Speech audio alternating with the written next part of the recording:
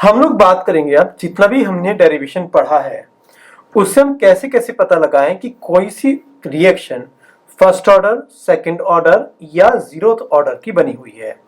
और इस पर्टिकुलर के लिए हमारे पास टोटल 4 मेथड आते हैं। तो पहला मेथड जो कि कभी भी अप्लाई नहीं करना चाहिए वो है आपका हिट एंड ट्रायल मेथड। इसमें आप कोई भी क्वेश्चन का डेटा लीजिएगा, उसको कुछ भी चीज को एज्यूम करके या तो फर्स्ट ऑर्डर या जीरो ऑर्डर मानिएगा और उससे के की वैल्यू निकालिएगा। अगर के की वैल्यू कांस्टेंट आ जाती है, क्योंकि के तो बाय डिफॉल्ट कांस्टेंट बना हुआ था, इसका मतलब जो आपने फॉर्मूला एज्यूम किया है वो सही था। अगर वो फॉर्मूला सही था तो आप बोलेंगे वो पर्टिकुलर, अगर के की वैल्यू कांस्टेंट आती है फर्स्ट लॉ वाले फॉर्मूले लगाने के लिए तो बोलूंगा ये तो फर्स्ट ऑर्डर रिएक्शन हो गई। लेकिन जब आप कंपटीशन में जाते हैं इसके आने की पॉसिबिलिटी बहुत कम है, लेकिन फिर भी अगर मैं सिलेबस की बात करने लगूं तो आपको एज्यूम करना है कि सबसे पहले आपको मान के चलना है कि रिएक्शन फर्स्ट ऑर्डर की है। अगर फर्स्ट ऑर्डर की रिएक्शन नहीं है तो आपको मान के चलना है कि वो जीरो ऑर्डर की है। और अगर जीरो ऑर्डर की नहीं हुई तो सबको पता होगा कि वो कौन से ऑर्डर की होगी, बोलूंगा सेकंड ऑर्डर की होगी। हमने कहा फर्स्ट ऑर्डर के लिए कौन सा फॉर्मूला लगता है, तो हमने कहा फर्स्ट ऑर्डर के लिए फॉर्मूला लगेगा आपका k equal to 1/t ln a/at। मैंने कहा ठीक है, क्या जीरो ऑर्डर के लिए k का फॉर्मूला, तो हमने पता था जीरो ऑर्डर के लिए फॉर्मूला था x इक्वल टू kt। इसका मतलब k की वैल्यू कितनी हो जाएगी, बोलूंगा x/t। यहां तक सही है। बाकी के फॉर्मूले हम लोगों को नहीं करने। तो एक ही क्वेश्चन मैं लूंगा जिसमें 3 मेथड लगाने के बाद अलग अलग आपको आंसर निकाल के दिखाऊंगा और आपको खुद चूज करना पड़ेगा कि क्या आपको फॉर्मूले याद करने हैं या आप देखते ही उसका आंसर बना सकते हैं। लेकिन अभी के लिए हमने पहला मेथड बोला हिट एंड ट्रायल मेथड। दूसरा आपका जो मेथड है वो आजकल यूज नहीं करते, कभी कभी हम लैब में यूज करते थे। देखा होगा आपने, आपका पेपर रहता था जिसमें बहुत सारी लाइंस रहती थी 1 mm के गैप पर, जो ग्राफिकली, और वहां पर हम ग्राफ ड्रॉ करते थे। उस ग्राफ के बिहेवियर को देख के हम बताते थे कि वो फर्स्ट ऑर्डर या सेकंड। याद करो, जब हमने जीरो ऑर्डर फर्स्ट ऑर्डर पढ़ा है तो मैंने बहुत सारे ग्राफ बनवाए थे। तो हम लोग ग्राफ को देखते थे और बता देते थे कि वो फर्स्ट ऑर्डर है या वो जीरो ऑर्डर। तो मैं बोलूंगा जो अगला मेथड है वो है आपका ग्राफ का, जो हम लोग यूज नहीं करेंगे। मेथड नंबर जो आपका 3 है वो है आपका हाफ लाइफ कॉन्सेप्ट। और हाफ लाइफ बोलता है कि आपका ये मेथड जरूरत से ज्यादा क्वेश्चन या आपको चैप्टर को इजी कर देता है। मैंने कहा हाफ लाइफ कॉन्सेप्ट क्या है, तो उन्होंने कहा हाफ लाइफ में इतना याद रखिएगा कि अगर केमिकल जो आपने इनिशियली लिया है, जिसको मैं अभी ए बोल रहा हूं, अगर ए के बढ़ने पर आपका टी हाफ बढ़ जाए तो मैं बोलूंगा ये जो रिएक्शन होगी वो जीरो ऑर्डर की होगी। या अगर आपका ए बढ़ने पर अगर टी हाफ कांस्टेंट रह गया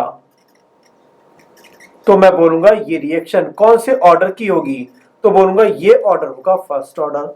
ध्यान रखिएगा, ए के बढ़ने पर टी हाफ बढ़ेगा तो जीरो ऑर्डर। अगर आपका ए बढ़ने पर टी हाफ में कोई चेंज नहीं हुआ तो बोलूंगा फर्स्ट ऑर्डर। और अगर आपका ए बढ़ाने पर अगर आपका यहां पर टी हाफ की वैल्यू कम हो गई तो मैं बोलूंगा ये आपका सेकेंड ऑर्डर या third order, dot dot dot कुछ भी पॉसिबल है। लेकिन ये कंफर्म है कि ना तो ये जीरो ऑर्डर की होगी ना ही ये फर्स्ट ऑर्डर की होगी। बहुत से लोग कहने लगे जी हमें तो फॉर्मूला बताया है, हमें फॉर्मूला याद करना है। मैंने कहा जिनको टाइम पास करना होता है उनके लिए फॉर्मूला लिख रहा हूं, और यहां पर जो फॉर्मूला बनेगा वो बनेगा T half proportional to 1/a n-1।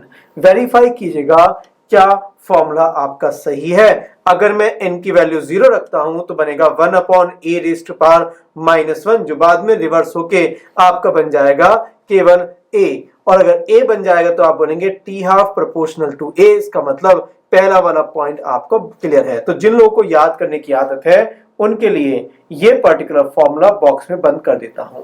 तो टोटल कितने मेथड हो गए, मैं बोलूंगा टोटल 3 मेथड हो गए।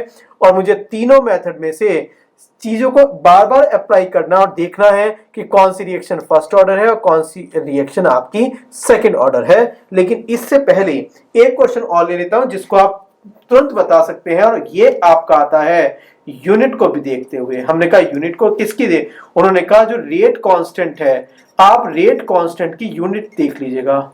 और रेट कांस्टेंट की यूनिट देखकर आप बता सकते हैं कि वो जीरो ऑर्डर की या फर्स्ट ऑर्डर की। मैंने कहा मान लीजिएगा आपका ऑर्डर बना हुआ है जीरो ऑर्डर, और जैसे ही आपने जीरो ऑर्डर बोल दिया तो के की यूनिट क्या थी याद कीजिएगा, और याद करने के बाद पता चला कि आपका आया था मोलैरिटी पर सेकेंड। हमने कहा अगर कोई रिएक्शन आपकी मान लीजिएगा फर्स्ट ऑर्डर की बन जाती है तो के की जो यूनिट आई थी वो आपकी आई थी सेकेंड इनवर्स, और आपका जो सेकेंड ऑर्डर बना हुआ था ये बन जाएगा आपका के की वैल्यू हो जाएगी मोलैरिटी इनवर्स और सेकेंड इनवर्स, और इसी टाइप से आप nth ऑर्डर के लिए भी निकाल सकते हैं। ध्यान रखिएगा पॉइंट नंबर 4 पर बहुत ज्यादा क्वेश्चन आते हैं।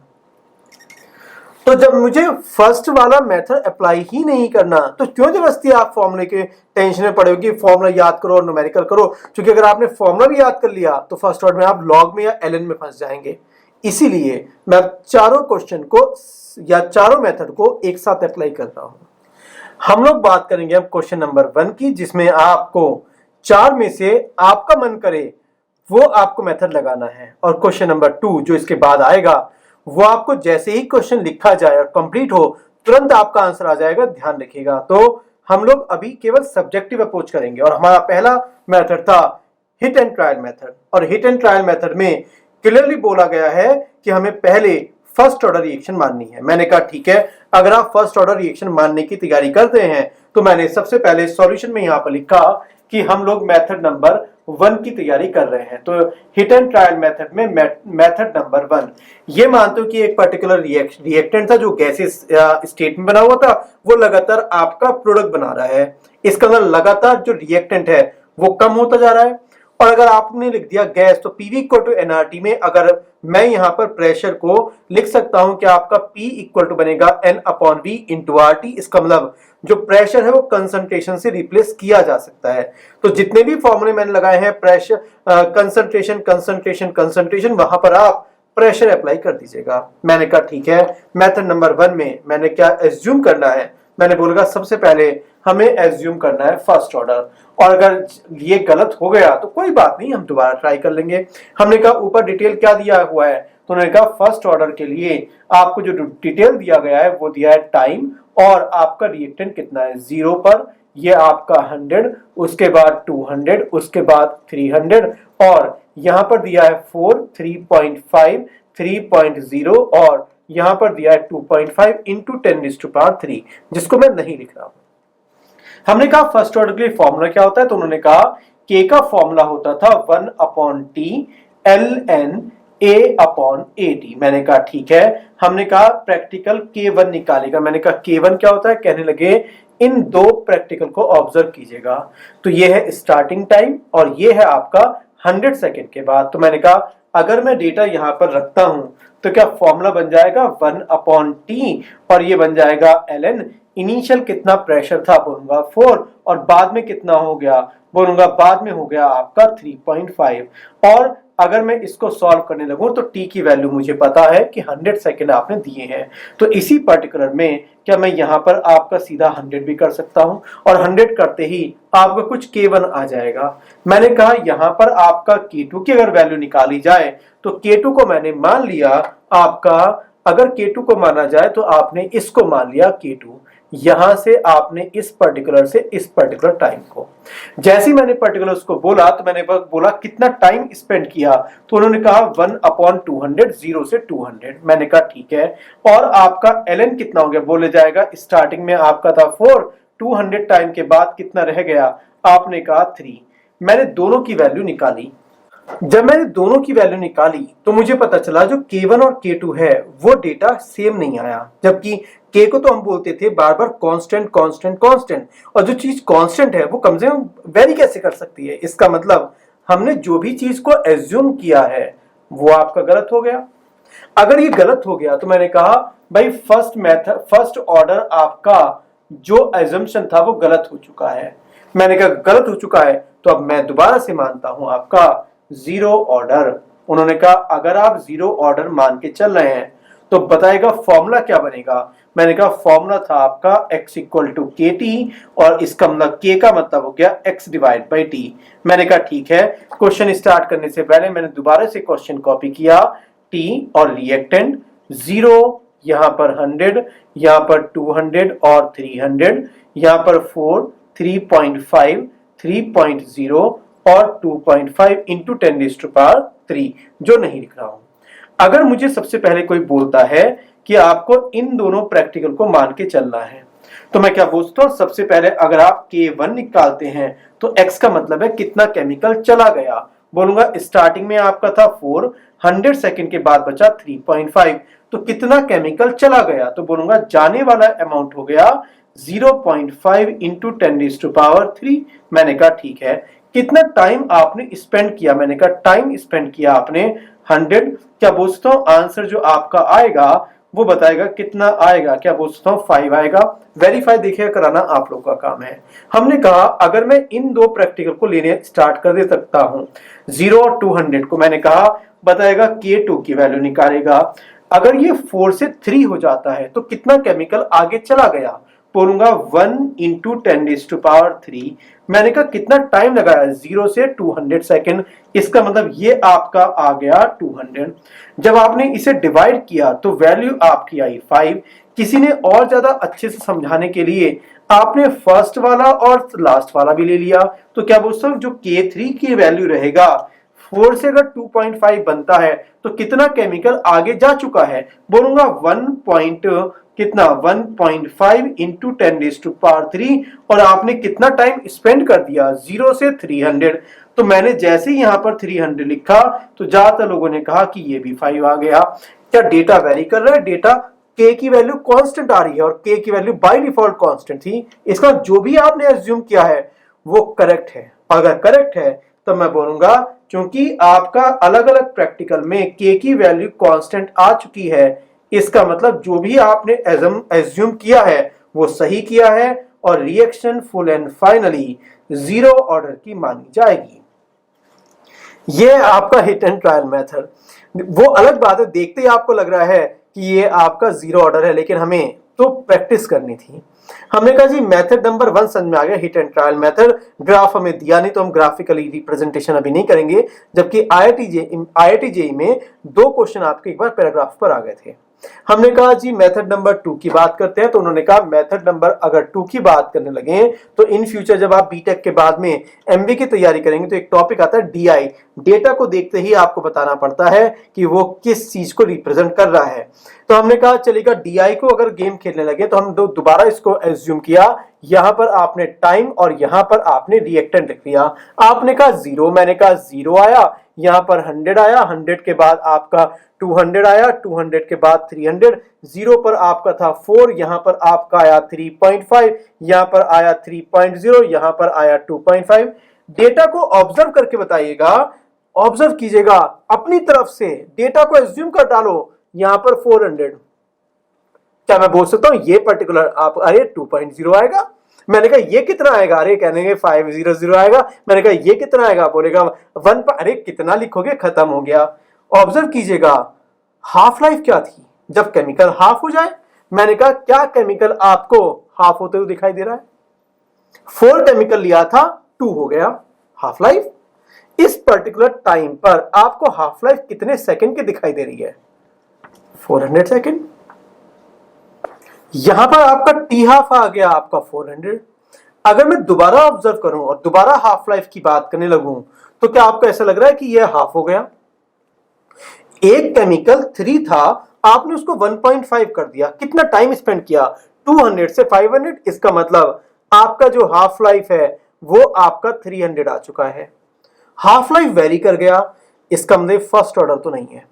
हमने कहा कौन सा ऑर्डर है, कहने रुक जाओ पहले लिख लेता हूं, T1/2 इक्वल टू 400 जब केमिकल आपने 4 से स्टार्ट किया था। जब ये आपका 3 आ गया तो आपका जो टी हाफ था वो आपका 300 हो चुका है। लिख देता हूं, कुछ लोग कहने लगे जी कि क्या है, तो मैं लिख देता हूं कि ये सेकंड है। क्या केमिकल इनिशियल अमाउंट के कम होने से क्या हाफ लाइफ कम हो रही है। अरे अगर एक केमिकल के कम होने से हाफ लाइफ कम होनी स्टार्ट हो जाती है तो कौन सा ऑर्डर बोला जाएगा, बोलूंगा 0 ऑर्डर। क्वेश्चन तैयार हो गया, खत्म। बहुत से लोग ये भी बोल सकते हैं x इक्वल टू KT में जितना आपका अगर गैप देखा जाए सेम इंटरवल में सेम अगर केमिकल कंज्यूम होता है तो वो 0 ऑर्डर होता है। आप कैसे भी कीजिएगा, चाहे हाफ लाइफ से कीजिएगा या आप सेम इंटरवल की बात कीजिएगा, मेन है कि क्या बिना पेन और पेपर के आपका क्वेश्चन हो गया। हमने कहा ठीक है, अगर ये हो गया तो हमें क्वेश्चन नंबर 2 करने दीजिएगा। मैंने कहा ठीक है, आप क्वेश्चन नंबर 2 कर लीजिएगा, देखते हैं कितने लोग कर पाते हैं। सॉल्यूशन बताएगा कि आप एक हल्का सा पेन भी चलाना है या आपको दिखाई दे रहा है कि आपका केमिकल हाफ हो गया या कहीं केमिकल कम हो गया, केमिकल कम होने से हाफ लाइफ कम हो गई, कौन सा ऑर्डर बोला जाएगा? 0 ऑर्डर। हम लोग एक क्वेश्चन और कर लेते हैं और उन्होंने कहा है प्रैक्टिस करने के लिए कि आपको ये इंडिकेट करना है कि एक रिएक्शन 93.75% मूव कर गई, तो उसको जो टाइम रिक्वायर्ड हुआ वो आपका 4 टाइम्स है हाफ लाइफ के लिए। तो मैंने कहा हमें सबसे पहले आदत है बहुत बकवास मेथड करने की, तो हम पहले वही यूज करते हैं और हेडिंग डालते हैं मेथड नंबर 1। मेथड नंबर 1 ने मुझे बोला कि जैसे आपने कहा फर्स्ट ऑर्डर, तो हमने कहा कि हमें एक फॉर्मूला रटवाया जाता है, K इक्वल टू था आपका 1/T ln, क्या बोलता हूँ A अपॉन आपका यहाँ पर था 80। जैसे आपको परसेंटेज दिया तो मैं अपने हिसाब से लिखना चाह रहा हूं कि अगर आप रिएक्टेंट से कोई यहां पर प्रोडक्ट बनाने की ट्राई करते हैं और आपको 100 दिया जाए, तो मैंने कहा अगर t इक्वल टू 0 पर ये आपका 100 है तो बोला 93.75% रिएक्शन कंप्लीट हो गई। इसका मतलब 100 में से 93.75 केमिकल आगे चला गया, तो बचा कितना? तो मैं बोल सकता हूं क्या t इक्वल टू टाइम पर 100 में से अगर 93.75 केमिकल आगे जाएगा तो ये कितना बच जाएगा? तो क्या बोलता हूं इसकी वैल्यू आपकी आएगी 6.25। वेरीफाई कराते रहिएगा। मैंने कहा ठीक है।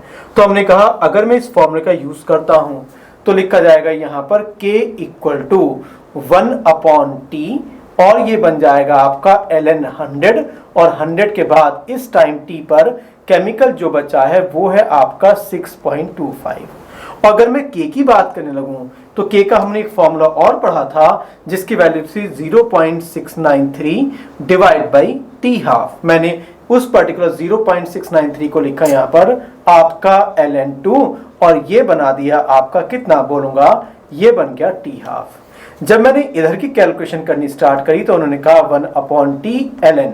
जब मैं पर्टिकुलर 6.25 और 100 की बात करने लगूं तो देखा 6.25 का डबल होगा आपका कितना बोलूंगा, ये हो जाएगा आपका 12.5। 12.5 का करते करते करते क्या मैं बोलूँ 100 डिवाइड बाई 6.25 कितना आएगा, ये बिना पेन और पेपर के आपका काम है। और जब हमने चेक किया तो ये वैल्यू आपकी आई 8।